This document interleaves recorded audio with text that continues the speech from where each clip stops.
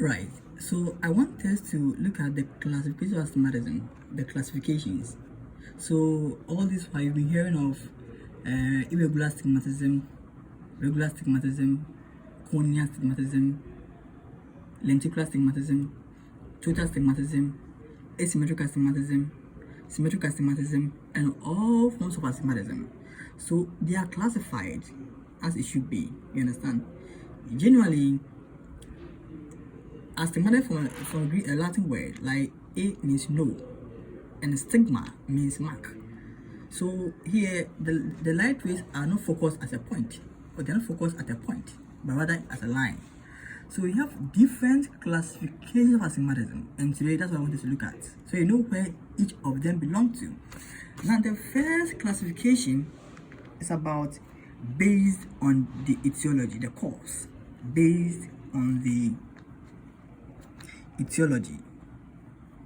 Okay, so based on etiology, the astigmatism can be cornea astigmatism. So it could be that the cornea is inducing that kind of astigmatism, okay, or the lens. So we say lenticular astigmatism. So in the spectacle prescription, okay, that will be total astigmatism, because when I'm trying to give someone correction of astigmatism as a spectacles, it could be that there's a combination of corneal astigmatism and the lenticular astigmatism that considered to the astigmatism correction on the patient. So it's as simple as ABCD. Based on the etiology, it could be that astigmatism is induced by the cornea, or the astigmatism is being induced by the lens called the lenticular astigmatism. That is one. We also have another classification based on the relation between principal meridians. Okay, so based on the relation between the principal meridians. So here we have the first one called regular astigmatism, and we have the second one called irregular astigmatism. Okay, and here you know the commonest one, the regular is more common, and with refraction it can improve with refraction, but for irregular it is not common. Okay, and mostly it is induced by some kind of trauma, surgeries, and all that. Hardly it can we hardly relate correct with spectacles. Hardly.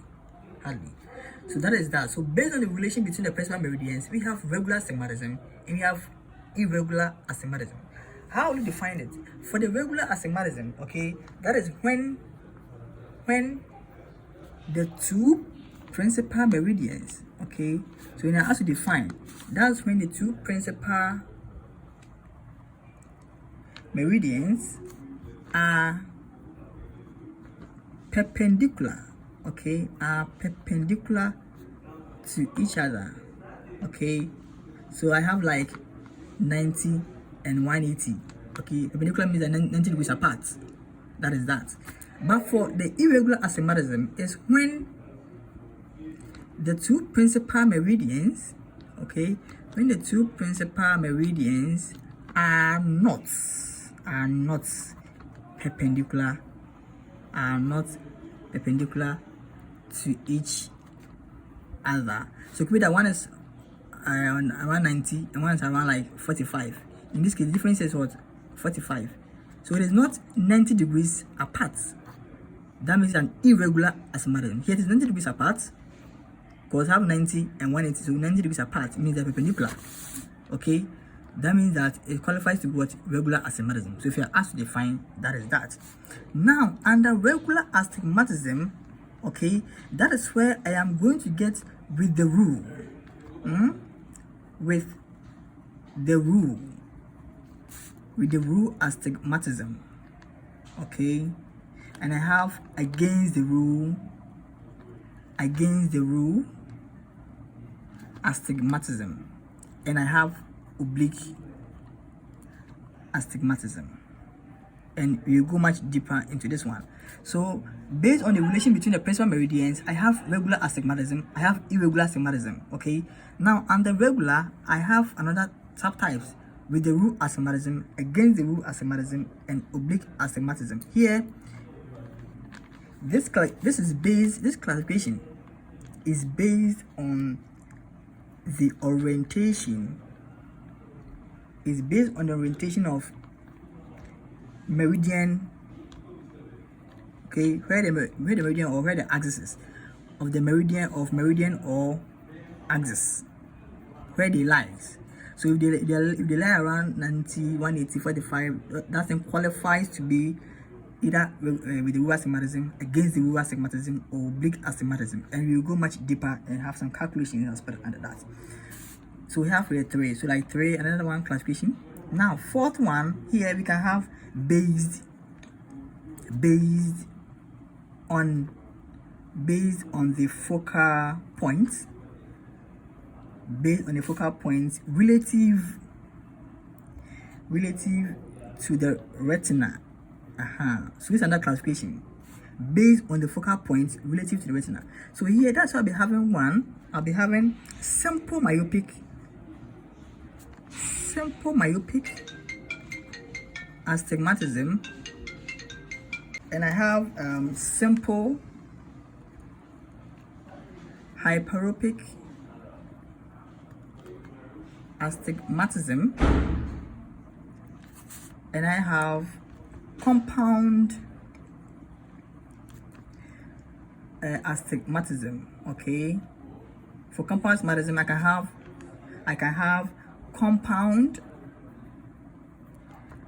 myopic, I can have compound hyperopic,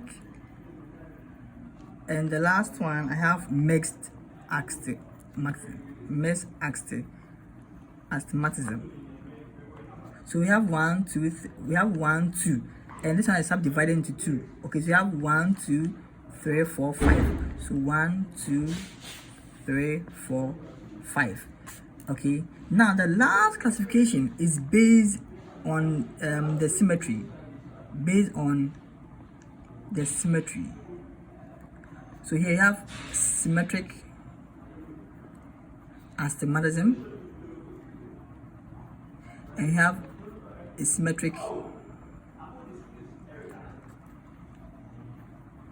astigmatism. So these are the classifications of astigmatism. First one, based on the etiology. We have corneal astigmatism, you have lenticular astigmatism. Based on the relation between the principal meridians, whether if they are 90 degrees apart, we have regular astigmatism, irregular astigmatism. For regular astigmatism, the two principal meridians are perpendicular to each other, 90 degrees apart. But for irregular astigmatism, the two principal meridians are not perpendicular to each other. So under regular astigmatism, I'll be getting with the rule astigmatism, against the rule astigmatism, oblique astigmatism. And these classifications are based on the orientation of the meridians or axis. The next one is based on the focal point related to the retina. Now that's why we have simple myopic astigmatism, we have simple hyperopic astigmatism, we have compound myopic astigmatism, we have compound hyperopic astigmatism, we have mixed astigmatism. And based on the symmetry, are they the same in each eyes? That becomes symmetric astigmatism. If not, it becomes asymmetric astigmatism.